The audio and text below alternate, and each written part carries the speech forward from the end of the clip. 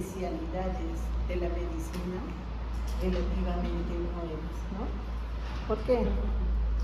Porque muchas veces pues, estas patologías reumatológicas o las enfermedades autoinmunes que están dentro de este tipo de enfermedades no son muy bien conocidas, ¿no? La mayoría no sabemos por qué se desarrollan, solo sabemos pues, que hay una alteración que hace que el mismo organismo rechace las células propias, ¿no? Y esto produzca un cuadro inflamatorio, ¿no?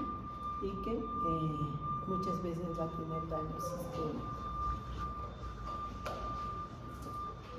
Hasta hace 20 años no había exámenes auxiliares que nos ayuden a poder diagnosticar estas patologías. Y vamos a ver pues que está en mucho cambio, mucha evolución. Inclusive vamos a ver que muchos pacientes, los exámenes que les vamos a pedir, todos van a ser negativos, ¿no? Pero la sintomatología que tengan nos va a dar alta sospecha de estas patologías. Y como les digo, ante la sospecha, así no esté confirmada, el tratamiento tiene que iniciarse. ¿Por qué? Porque el daño sistémico va a ser severo. Vamos a ver pues de que la reumatología va a abarcarse más a lo que es las afecciones a nivel del aparato conectivo, del aparato locomotor. Y como acá dice, ¿no? Es una de las ramas más nuevas de la medicina. Antiguamente estaba dentro de lo que es traumatología, ¿no? Pero se ha visto pues de que traumatología ve más problemas mecánicos, ¿no? Entonces ya se ha creado esta especialidad que muchas veces no se le entiende, o muchas veces creen que el reumatólogo solo ve artritis reumatoide, ¿no? Entonces, pero poco a poco me imagino que se va a conocer más la importancia de esta patología. Como les digo, la reumatología es una de las especialidades que está en boga, ¿no? Necesitamos más reumatólogos. Casi nadie quiere ser reumatólogo porque es más tedioso, como les digo, difícilmente llegamos al diagnóstico, no tenemos mucha ayuda, y a ustedes pues lo que les llama la atención muchas veces son las especialidades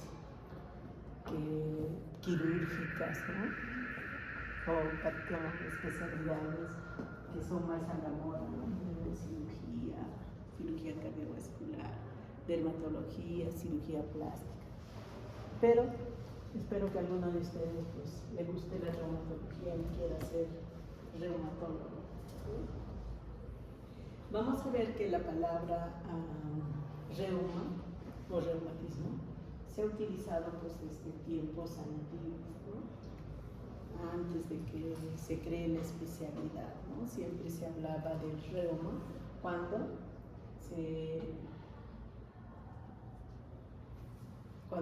nos referíamos a dolor en las articulaciones, ¿no? Y hasta ahorita, ¿no? Se escucha esa palabra en las personas mayores, ¿no? Que dicen, me duelen mis manos, seguro tengo reuma, ¿no? A pesar de que esta patología tiene muchos avances en cuanto a los exámenes para poder diagnosticar, todavía estamos cortos muchas veces en las manifestaciones con las que viene nuestro paciente. Por ejemplo, hasta hace 20 años, para diagnosticar un lupus, nos decían que un ANA positivo ya nos confirmaba un lupus, ¿no? Ahora sabemos pues que el ANA es un anticuerpo sensible, pero no es específico. ¿Qué quiere decir? Que podemos encontrar más de 200 patologías que pueden venir con un ANA positivo, ¿no? Y no necesariamente ser virus. O la artritis reumatoide, ¿no? La artritis reumatoide, pues, ¿cuál es el anticuerpo que se decía que si era positivo era una artritis reumatoide? El factor reumatoideo, ¿no? Factor reumatoideo positivo, artritis reumatoide. No es tan cierto, ¿no? Sí hay alta sospecha, pero hay ahora anticuerpos específicos. ¿Alguien sabe cuál es el anticuerpo específico de la reuma, del factor reumatoideo? Anti-CCP, ¿no? Antipéptido cíclico citrulinado. Entonces eso lo vamos a ver en la parte de artritis reumatoide, ¿no? Como dice en esta diapositiva, ¿no? Miren, se ha encontrado signos de osteoartritis y de gota en tumbas egipcias, ¿no? De más de 2000 años antes de Cristo. ¿Qué quiere decir? Que estas patologías siempre han existido, ¿no? Pero muchas veces no se, bueno, no había un desconocimiento, ¿no? El primero que usa la palabra reuma en el siglo IV a.C. fue Hipócrates, ¿no? ¿De qué viene la palabra reuma? Del griego reus, ¿no? Que significa fluir, ¿no? ¿Por qué? Porque se pensaba pues, que estos problemas, estos dolores que había en las articulaciones era porque había un flujo de los humores, ¿no? Recuerden que antes pues se decía que los cambios de humores, de fluidos, hacían de que se desarrollen las patologías, ¿no? Y siguiendo este contexto, pues, pensaban que las causas de estas alteraciones a nivel de las articulaciones era dada por estos flujos, ¿no? La gota viene del griego buta, ¿no? Que significa goteo, ¿no? ¿Por qué? Porque se decía pues, que era una patología que era causada igual, ¿no? Por los flujos, los humores que producían inflamación y dolor.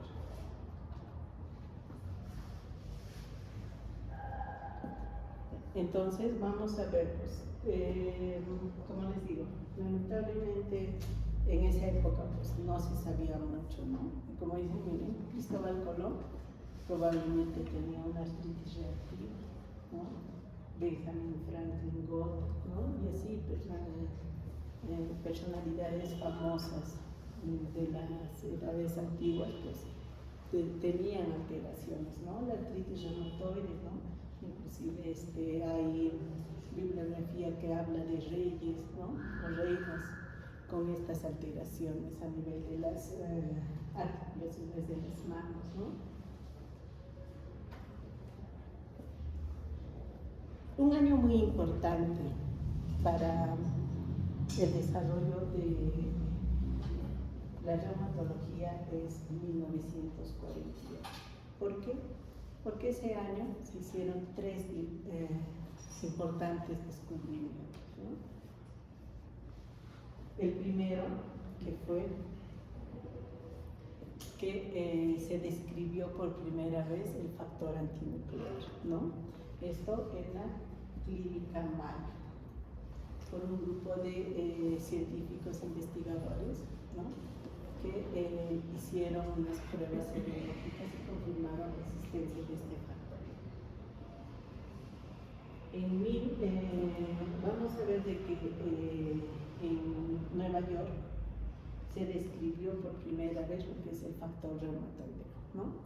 Al ver pues, alteraciones en las manos en un paciente y al hacerle aglutinaciones descubrieron el factor reumatoide, ¿no?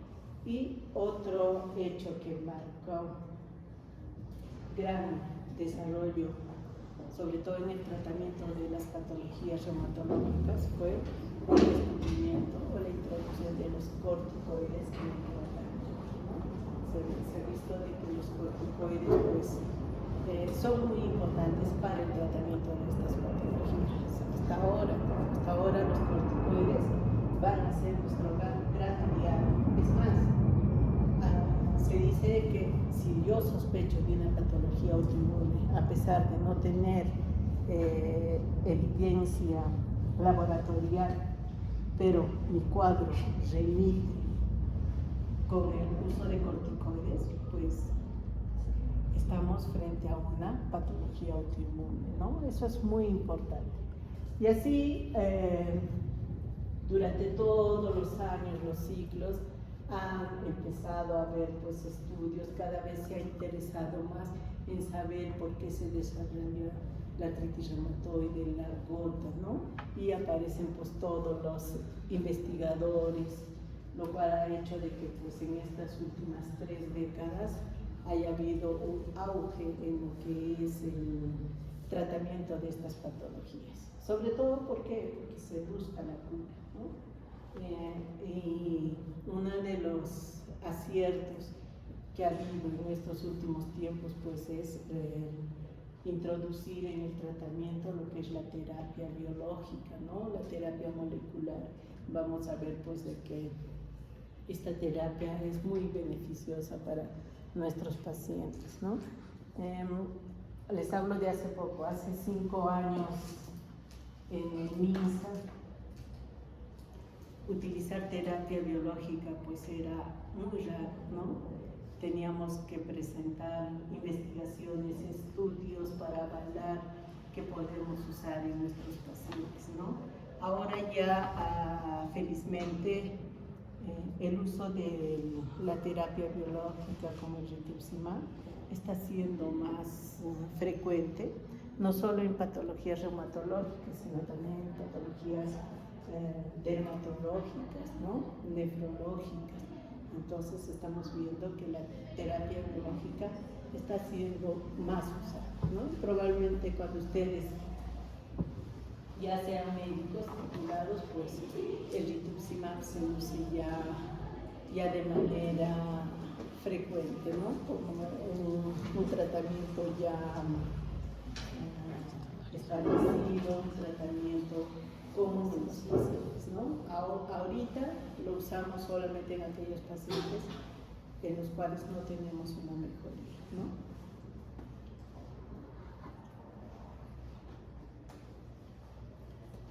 En cuanto a las enfermedades reumatológicas, existen muchos mitos, ¿no?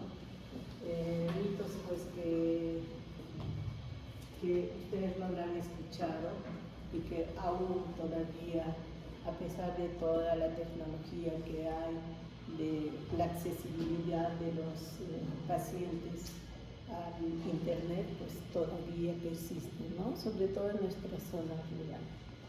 Uno de los mitos es por lo que diga, ¿no? El paciente: doctor, tengo reuma. Cuando tienen un dolor en las articulaciones, ellos dicen, no, es reuma, pero en realidad esa palabra no existe, ¿no? Reuma, o sea, una enfermedad llamada reuma no existe, ¿no?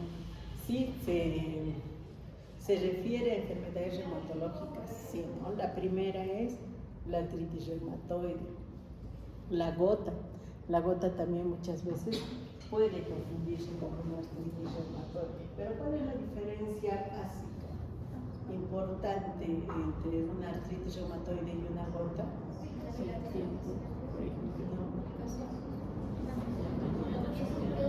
¿En quiénes da más la artritis reumatoide? Mujeres. La gota, varones, ¿no? Y además la gota viene asociada cuando hay alteración poliarticular, ya estamos hablando de una fase 4, y viene con la presencia de los tofos, ¿no? En cambio, en la artritis reumatoide vienen los nódulos, ¿no? Que vendería, ¿no? Otra de los mitos que vamos a escuchar, cuando a algún joven le duelen las articulaciones, no, eso no tiene nada que ver, ¿no? Eso solo da a los viejitos, dicen, ¿no? Pero no es cierto, ¿no? Vamos a ver pues, que existe la artritis reumatoide juvenil que da en muy jóvenes, menores de 16 años, ¿no? También vamos a ver de que el lupus es una patología que da más en mujeres en edad fértil y que una de sus manifestaciones musculoesqueléticas va a ser las artralgias y las artritis, ¿no? Entonces no es tan cierto. Las artritis reactivas también se ven jóvenes, ¿no?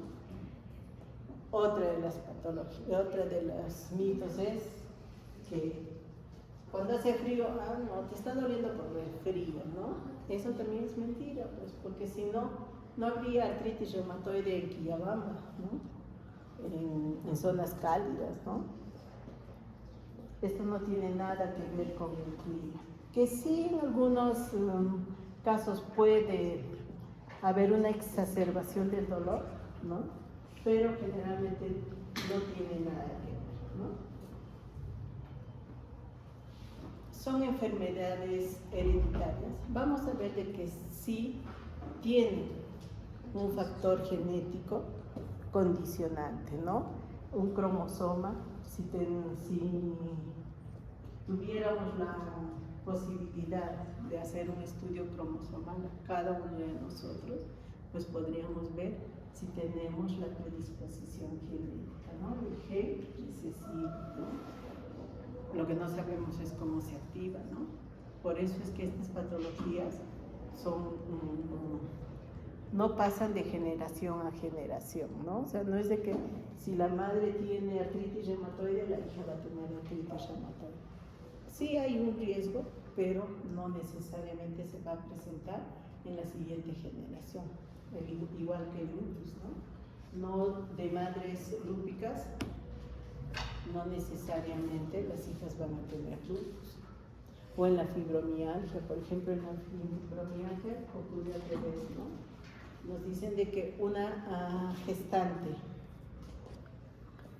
que ha sido sometida durante el embarazo a una situación de estrés, ¿no?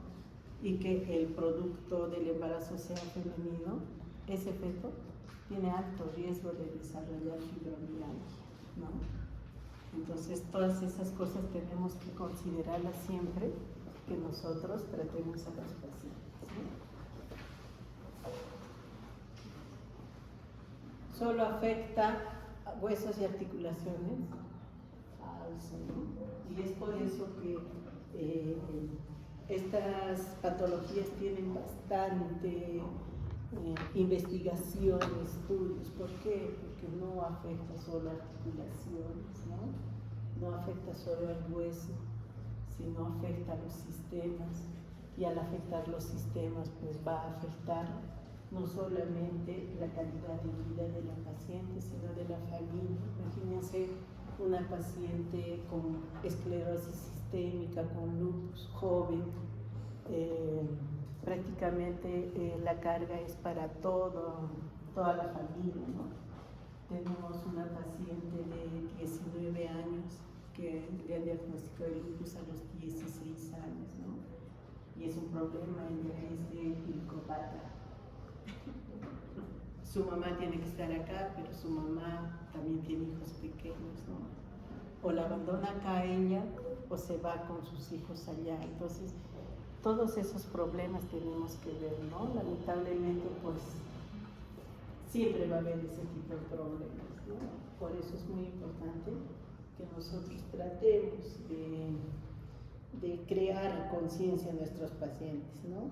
Y muchas veces el tener pacientes tan jóvenes es muy difícil, porque un joven difícilmente va a reaccionar de una manera madura a su enfermedad, ¿no?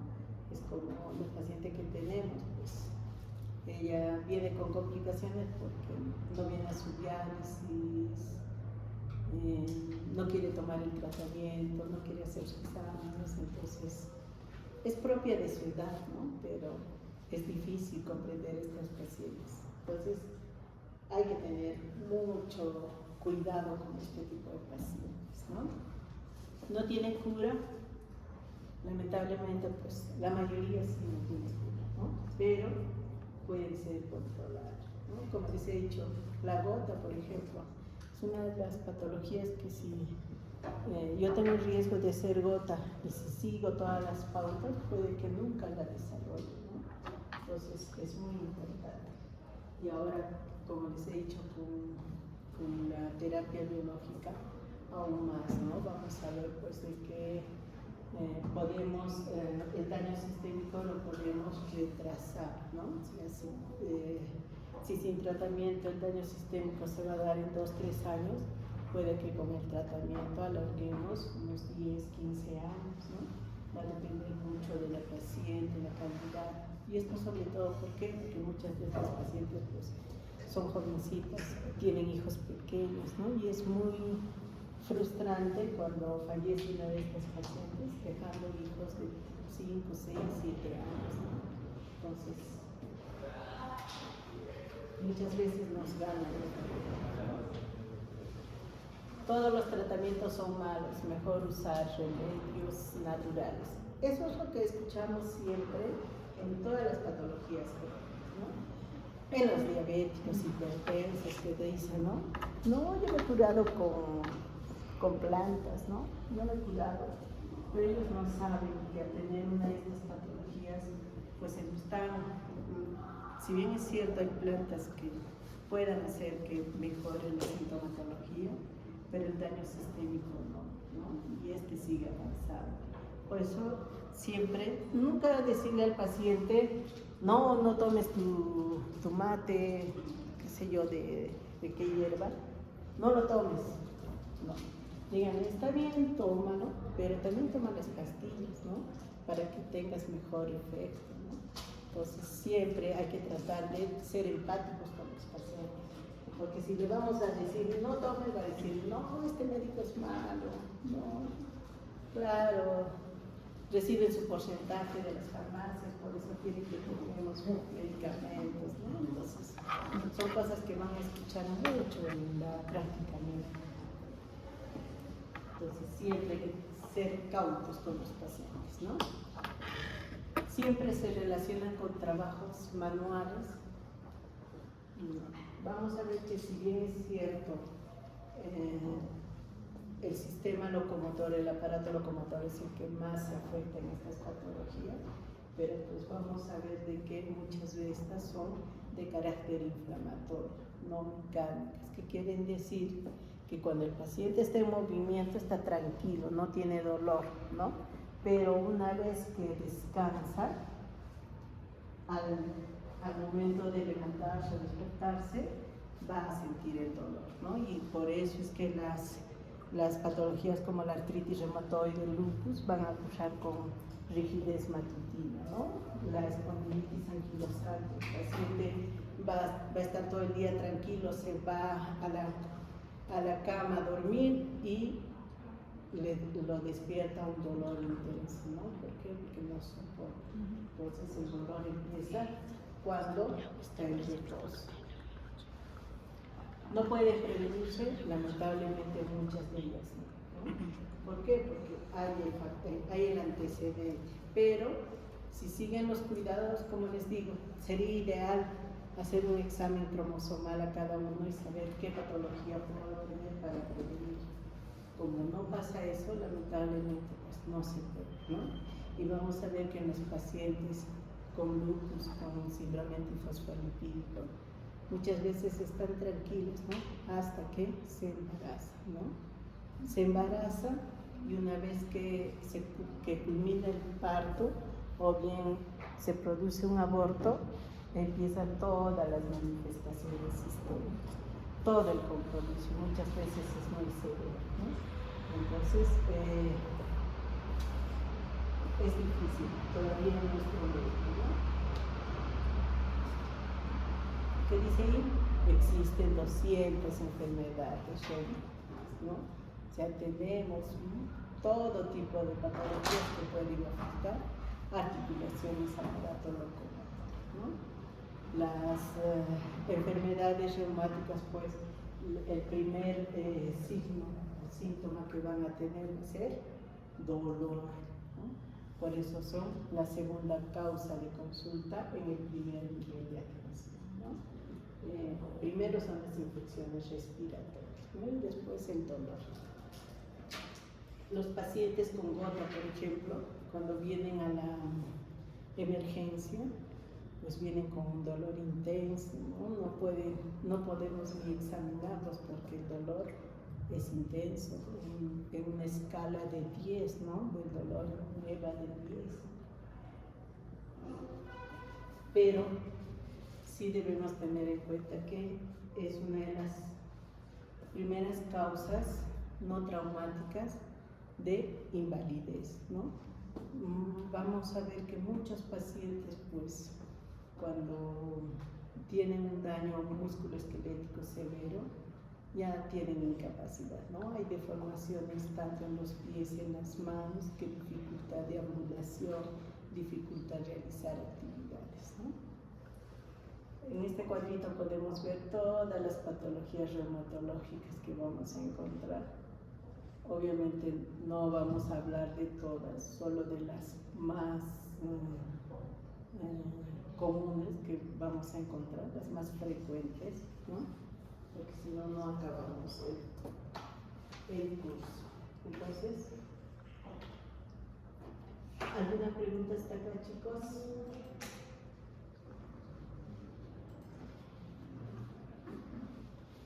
¿Cuál es la ventaja que tiene estar frente a un paciente con alguna afectación reumatológica?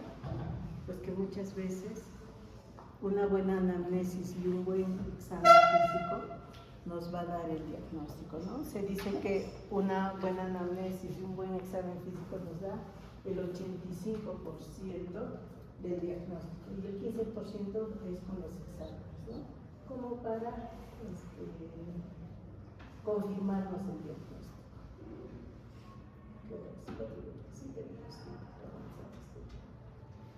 Cuando hablamos de la historia clínica,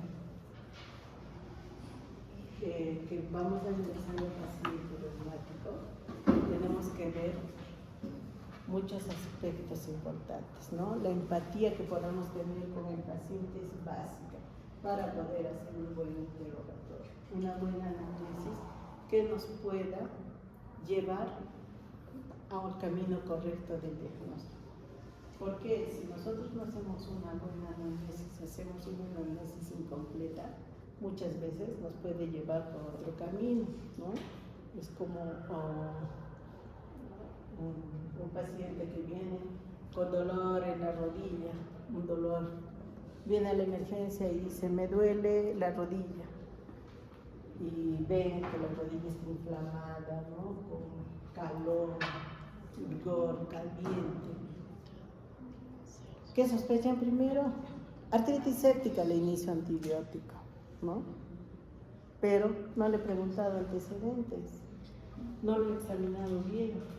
Lo examino bien al paciente y no solamente tiene dolor en la rodilla, tiene dolor en el pie derecho. Le pregunto y le digo, ¿qué ha pasado? Ayer era mi cumpleaños, he tomado cerveza, he comido mi parrilla. ¿En qué pienso? Gota. ¿Y el antibiótico me va a hacer alguna gota? No. Más que analgésico, antiinflamatorio, ¿no? Antiinflamatorio. Porque cuando yo tengo un paciente con gota, lo primero que yo voy a hacer es calmar el dolor. A mí no me interesa bajar los niveles de ácido úrico, así estén en 15, 12. Lo que yo quiero es calmar el dolor, porque el paciente va a venir por el dolor, ¿no? Y hemos visto, pues, la reumatología va a ser la parte que va a estudiar más la estructura a nivel articular, ¿no? de las causas no traumáticas, ¿no? Recuerden que traumatología de todo el resto, ¿no? Pero también en la reumatología vamos a ver pues que las fracturas pueden estar relacionadas